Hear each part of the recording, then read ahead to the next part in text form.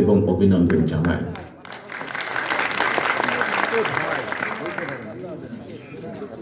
প্রিয় সকল উপস্থিতিবৃন্দ, আপনাদের বক্তব্য, যারা বক্তব্য রেখেছেন, বিশেষ করে রাজনৈতিক নেতৃত্বের বাইরে যারা বক্তব্য রেখেছেন, আপনাদের বক্তব্য শুনতে শুনতে আমার উপলব্ধিতে একটি বিষয় স্পষ্ট হয়ে উঠেছে বলতে পারি আমি। সেটি হলো, ধর্মীয় বিশ্বাস প্রতিটি ধর্মেই নিজেদের মধ্যে একটি ঐক্য সূত্র হিসেবে কাজ করে। তবে কাজ করলেও নিজ নিজ ধর্মীয় বিধি বিধান জানা মানা বোঝার ক্ষেত্রে গোত্র গোষ্ঠী সম্প্রদায়ের মধ্যে যেমন বিভিন্নতা পরিলক্ষিত হয়, ঠিক একইভাবে ব্যক্তি, পরিবার এবং সমাজ জীবনেও ধর্মীয় বিধিবিধান বাস্তবায়নের ক্ষেত্রেও হয়তো কিছুটা ভিন্নতা দেখা যায়। অর্থাৎ একই ধর্মের অনুসারীদের মধ্যেও কিছুটা বৈচিত্র্য বা ভিন্নতা রয়েছে ক্ষেত্র বিশেষে। আমাদের এই দেশে নানা ধর্ম, নানা বর্ণ, গোষ্ঠী, সম্প্রদায়, জাতি, উপজাতি, অধিবাসী অধিষ্ঠান বা আছেন। নিজ নিজ ধর্মীয় বিশ্বাস এবং সাংস্কৃতিক বৈশিষ্ট্যের কারণে বিভিন্ন জনগোষ্ঠীর আচার অনুষ্ঠানে ভিন্নতা বা বৈচিত্র্যতাও রয়েছে, এবং এই বৈচিত্র্যতার মধ্যেই ঐক্যের বন্ধনই আমাদের রাষ্ট্র এবং সমাজের সাংস্কৃতিক, সামাজিক, রাজনৈতিক সৌন্দর্য। তবে এই বৈচিত্র্যময় সমাজে আমাদের প্রতিটি নাগরিকের মধ্যেই কিন্তু একটি ঐক্যসূত্র রয়েছে। যদি আমরা জিজ্ঞেস করি কি সেই ঐক্যসূত্র, প্রিয় উপস্থিতি, সেই ঐক্যসূত্র হচ্ছে বিএনপির প্রতিষ্ঠাতা, স্বাধীনতার ঘোষকের যুগান্তকারী রাজনৈতিক দর্শন বাংলাদেশী জাতীয়তাবাদ।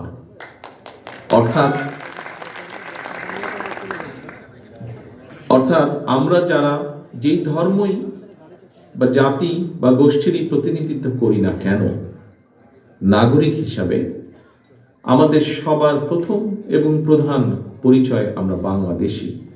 যা এরই ভিতরে যে সকল নেতৃবৃন্দ বক্তব্য রেখেছেন, তাদেরও কেউ কেউ এই বিষয়টি তুলে ধরেছেন তাদের বক্তব্যে। একজন বাংলাদেশী হিসাবে, বাংলাদেশের একজন নাগরিক হিসাবে এই বাংলাদেশে আপনার যতটুকু অধিকার, আমারও ঠিক ততটুকুই অধিকার। কারো বেশি কারো কম তা নয়, কিন্তু সমান, আপনার এবং আমার সমান। আমরা যেই ধর্ম, যেই গোষ্ঠীরই হই না কেন। এই প্রসঙ্গে দেশের প্রতিটি ধর্মের, প্রতিটি বর্ণের প্রত্যেক নাগরিকের দৃষ্টি আকর্ষণ করে আমি একটি কথা বলতে চাই, এবং সেটি হলো, রাষ্ট্র ও সমাজের সম্মান এবং নিরাপত্তার সঙ্গে সঙ্গে সগৌরবে চলতে হলে একজন নাগরিকের জন্য নির্দিষ্ট কোনো একটি রাজনৈতিক দলের নেতা বা কর্মীর সমর্থক হওয়া কিন্তু জরুরি নয়। রাজনৈতিক কিংবা অরাজনৈতিক রাষ্ট্রে প্রত্যেক নাগরিকের সমান অধিকার। তবে নাগরিক হিসেবে প্রত্যেকের জন্য অবশ্যই দেশের সংবিধান এবং আইন মেনে চলা সবচাইতে জরুরি বিষয়।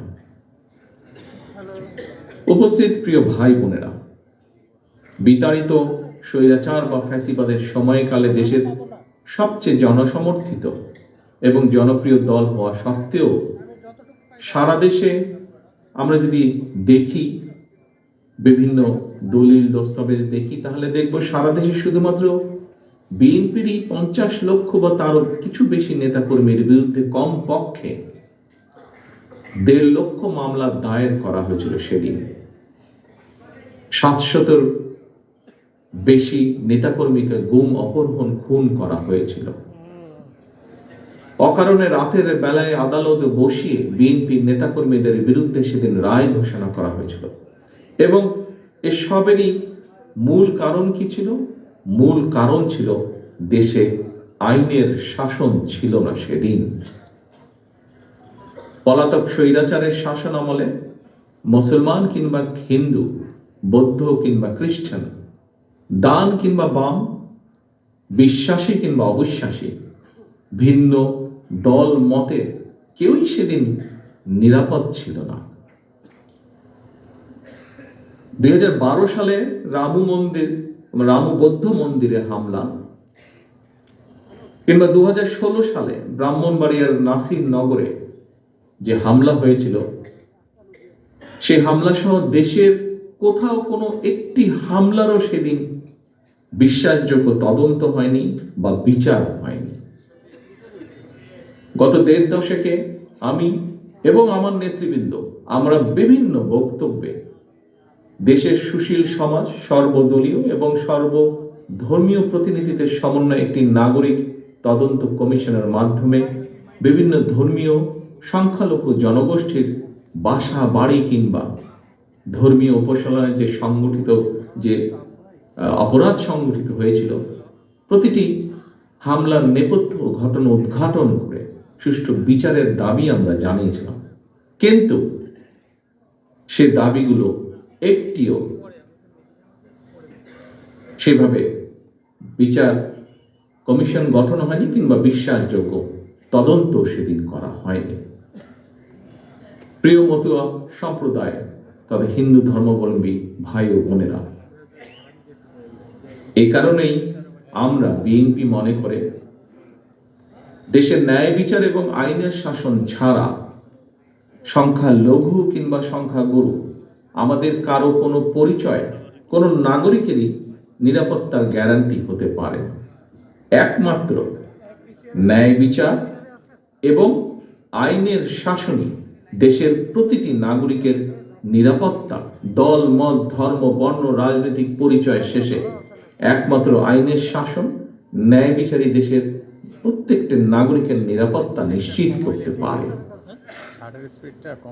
ফ্যাসিবাদ বা স্বৈরাচার মুক্ত বাংলাদেশে বর্তমানে মুসলমান, হিন্দু, বৌদ্ধ, খ্রিস্টান প্রতিটি ধর্মের প্রতিটি মানুষের অধিকার প্রতিষ্ঠার জন্য, গণতন্ত্র, ন্যায় বিচার এবং আইনের শাসন প্রতিষ্ঠার জন্য একটি বিশাল সুযোগ অপেক্ষমান। এই কথাটাও আজ এখানে যে সকল সম্মানিত ব্যক্তিবর্গ বক্তব্য রেখেছেন, তারাও তাদের বক্তব্যে বিভিন্নভাবে এই কথাটিকে সামনে নিয়ে এসেছেন। প্রিয় ভাই বোনেরা, ফ্যাসিবাদ বিরোধী আন্দোলনে আমাদের রাজপথের আন্দোলনের সঙ্গী কারো কারো ভূমিকা দেশে আমাদের বহু মানুষের